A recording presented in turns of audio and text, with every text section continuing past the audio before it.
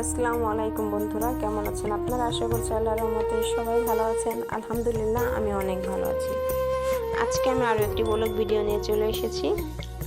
আপনারা কিন্তু প্রথমেই দেখতে পেয়েছেন আমি এখানে একটা কারেন্টের চুলা নিয়ে নিয়েছি। আসলে চুলাটা আমার একটা স্বপ্ন ছিল নেওয়ার, অনেক দিন ধরেই নেব করে ভাবছি, তবে নেওয়া হয়ে ওঠেনি। তবে এবার ফাইনালি নিয়েই ফেললাম। চুলাটা কিন্তু আগেই আনবক্সিং করা হয়ে গিয়েছিল, তারপর আপনাদের একটু খুলে আবার দেখিয়ে দিচ্ছি। আসলে যে দাদাকে দিয়ে চুলাটা আনিয়েছিলাম, আমি তো চুলা অবশ্য চালাইতে জানি না, সেজন্য দাদাকে দিয়েই কিন্তু প্রথমে আমি চুলাটা চেক দিয়ে নিয়েছিলাম আর শিখেও নিয়েছিলাম কিভাবে চুলাটা ব্যবহার করতে হয়।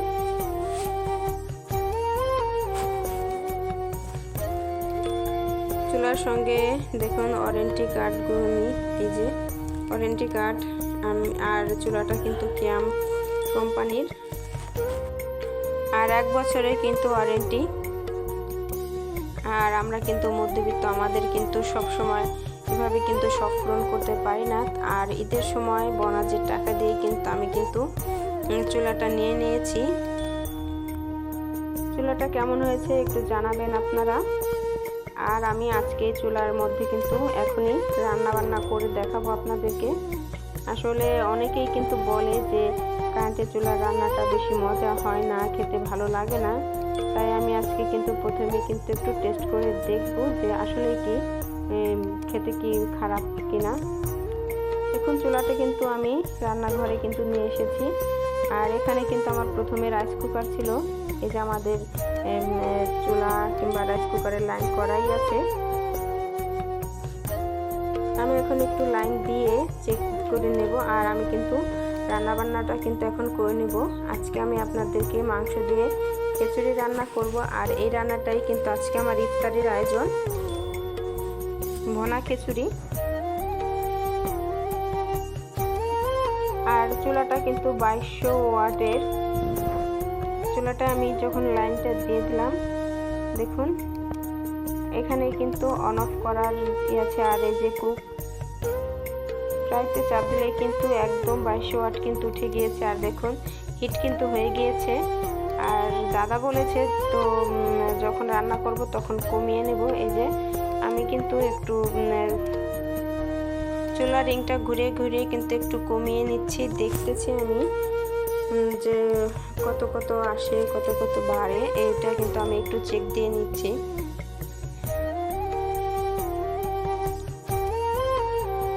আর এখানে কিন্তু আমি কড়াইটা বসিয়ে দিয়েছি, কড়াইয়ের মধ্যে তেল দিয়ে দিয়েছি। আর এই যে দেখুন চাবিটার এই যে প্লাস মাইনাস আছে, প্লাসে দিলে বাড়বে আর মাইনাসে দিলে কিন্তু এই যে মাইনাসে দিলে কিন্তু কমে যাবে। এদিকে চুলার উপর আমি কিন্তু কড়াইটা বসিয়ে দিয়ে দিয়েছি। আর এদিকে আমি সব কিছু আয়োজন করে নিয়েছি, তা আপনাদের একটু দেখিয়ে দিচ্ছি।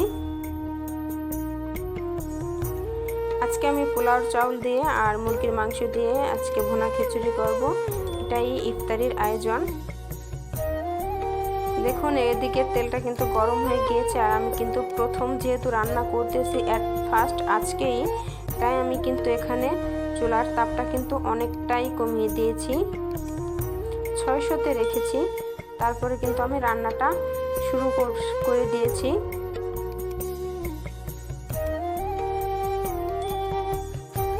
আর আমার চুলাটায় কিন্তু সব কিছু দিয়েই রান্না করা যাবে, শুধু নন স্টিক নয়, স্টিল এমনি পাতিল কড়াই যা আছে সব কিছু দিয়েই কিন্তু রান্না করা যাবে। পেঁয়াজ মরিচটা একটু ভেজে নিলাম। আর দিয়ে দিলাম আদা বাটা, আর দিয়ে দেবো জিরা রসুন বাটা। দেখুন জিরা রসুন বাটাটা একটু দিয়ে দিলাম 2 চামচ।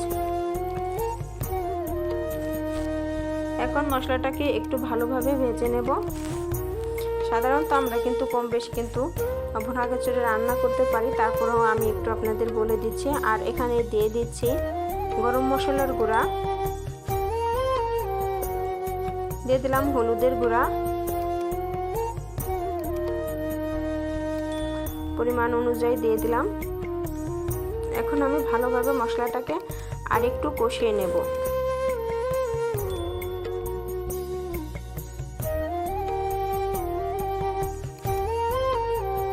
আমি কিন্তু মাংসগুলো আগে থেকেই ধুয়ে রেখে দিয়েছিলাম, মাংসগুলো আমি দিয়ে দিলাম।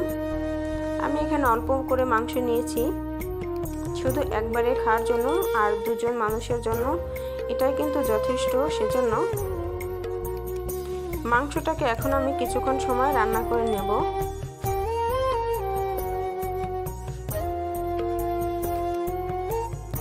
এখন একটু পানি দিয়ে দেব।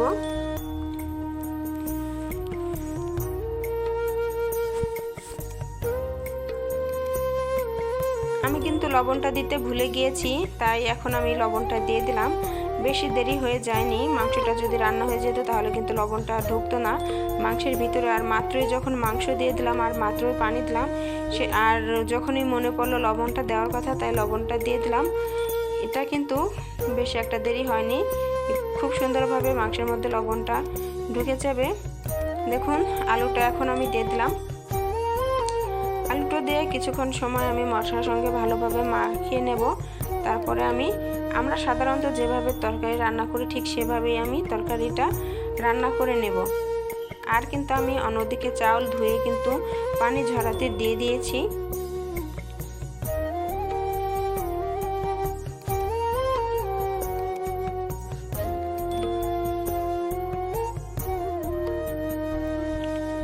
তরকারিটা কিন্তু আমার রান্না করা হয়ে গিয়েছে, তরকারিটা কিন্তু মাংসগুলো কিন্তু সিদ্ধ হয়ে গিয়েছে।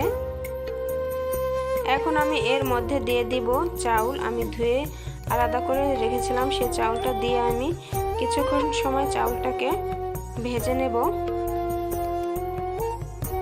চাউলটা দেওয়ার পর কিন্তু পানিগুলো কিন্তু টেনে যাবে। আর আমি কিন্তু ডাউলও ধুয়ে রেখেছিলাম, ডাউলগুলোকে আমি দিয়ে দিলাম। এই সঙ্গেই ডাউল আর চাউল একসঙ্গেই কিন্তু সিদ্ধ হয়ে যাবে। যেহেতু পোলাওর চাউল আমি এখানে দিয়েছি, এটা কিন্তু রান্না হতে বেশি একটা সময় লাগবে না। আর আমি কিন্তু এখন যখন আমি তরকারির সঙ্গে ভালোভাবে চাউলটাকে মাখিয়ে নিলাম, তখন কিন্তু মাংসের যে পানিটা ছিল পানিটা কিন্তু একদম চাউলের সঙ্গে মিশে গিয়েছে। আর আমি কিছুক্ষণ সময় এভাবে কিন্তু জাল করে নেব। আপনারা যারা আমার ভিডিওটি দেখছেন, আপনাদের কাছে আমার একটাই রিকোয়েস্ট, প্লিজ আপনারা আমার ভিডিওটি দেখে একটি লাইক করে দেবেন, কমেন্ট করে আপনার মতামতটি জানিয়ে দেবেন। আমার চ্যানেলটি যদি সাবস্ক্রাইব করে না থাকেন তাহলে ভালো লাগলে একটু সাবস্ক্রাইব করে দেবেন। অনেকটা সময় আমি কিন্তু চাউলগুলোকে এভাবে একটু ভেজে নিয়েছি। আর মাংসের যে পানিটা ছিল পানিটা কিন্তু টেনে গিয়েছে, দেখেই কিন্তু বোঝা যাচ্ছে পানিটা টেনে গিয়েছে। এখন আমি এর মধ্যে দিয়ে দেব রান্না করার জন্য পানি।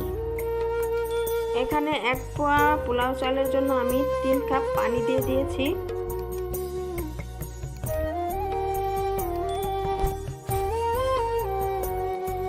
এখন আমি পানি আর চাউলগুলোকে ভালোভাবে একসঙ্গে মিশিয়ে নেব। আপনাদের কাছে যদি মনে হয় যে আমার এখানে হলুদের কালারটা কম হয়েছে, না, এখানে কিন্তু হলুদের কালারটা কম হয়নি। যখন পানিটা একদম টেনে যাবে চাউলের সঙ্গে, যখন মিশে যাবে, তখন কিন্তু কালারটা একদম ফুটে উঠবে। দেখুন চাউলগুলো কিন্তু বলক উঠে গিয়েছে, আর তাই আমি একটু নাড়াচাড়া করে দিচ্ছি। আর যখন পানিটা একদম একটু শুকিয়ে যাবে তখন কিন্তু আমি চুলাটা অফ করে দেব। দেখতে দেখতে কিন্তু রমজান মাসটা চলে যাচ্ছে। আজকে 20 রোজা চলে গেল, আর 21তম তারাবি। বেজরের রাত্রে কিন্তু মিরাজের রাত। 27-এর রাতে যে মিরাজের রাত হবে এটা কিন্তু নয়, যেমন 21 তারিখ, 23 তারিখ, 25 তারিখ, 27 তারিখ, 29 তারিখ, এই রাতগুলো কিন্তু মিরাজের রাত। যে কোনো সময় আমাদের সঙ্গে অলৌকিক ঘটনা ঘটতে পারে, তাই আমরা কিন্তু নামাজ পড়ার চেষ্টা করব। এদিকে কিন্তু খিচুড়ি পানিটা কিন্তু টেনে গিয়েছে, আমি চুলাটা অফ করে দিলাম। এভাবে কিন্তু এখন যতটুকু চাউলটা সিদ্ধ হওয়ার বাকি আছে সেটা কিন্তু সিদ্ধ হয়ে যাবে। আমি এভাবে কিন্তু এখন দমে বসিয়ে দেব, একটু নাড়াচাড়া করে উপর নিচ করে দেব, তারপরে দমে বসিয়ে দেব। প্রতি বছর কিন্তু আমরা এই একটা মাসই কিন্তু রমজান মাস পেয়ে থাকি। ইবাদত বন্দিগির একটু বেশি বেশি এই মাসে করতে হয়। সারা বছরই কিন্তু ইবাদত আমাদের বেশি করতে হবে। তবে রমজান মাসে কিন্তু একটু বেশি ইবাদতটা থাকে, কোরআন শরীফ পড়া, নামাজ পড়া, তারাবি সব মিলে কিন্তু ইবাদতটা একটু বেশিই থাকে। তাই আমরা চেষ্টা করব যতদূর পারি ততদূর করার জন্য। এমন আছে আমরা সামনের বছর এই রমজান মাসটা আর নাও পেতে পারি। দেখুন কথা বলতে বলতে কিন্তু খিচুড়িটা হয়ে গিয়েছে, একদম সিদ্ধ হয়ে গিয়েছে আর ঝরঝরেও হয়ে গিয়েছে। এখন কিন্তু আমি এখান থেকে নামিয়ে পরিবেশন করে নিলেই হবে। এখন শুধু অপেক্ষা করতে হবে আজান দেওয়ার, আজানের পরেই কিন্তু আমি পরিবেশনটা করে নেব। অনেকেই কিন্তু বলে থাকে, যারা কিন্তু অনেক সময় কিন্তু কারেন্টের চুলার খাবার খায়নি, তারা কিন্তু অনেকেই বলবে যে কারেন্টের চুলার খাবার কিন্তু বেশি ভালো হয় না। কিন্তু না, আমি তো আজকে খেয়ে দেখেছি কারেন্টের চুলার খাবার একদম গ্যাসের চুলার রান্না করার মতোই হয়। এদিকে কিন্তু আজান দিয়ে দিয়েছে আর আমি কিন্তু পরিবেশন করে নিচ্ছি। দেখে কিন্তু বোঝা যাচ্ছে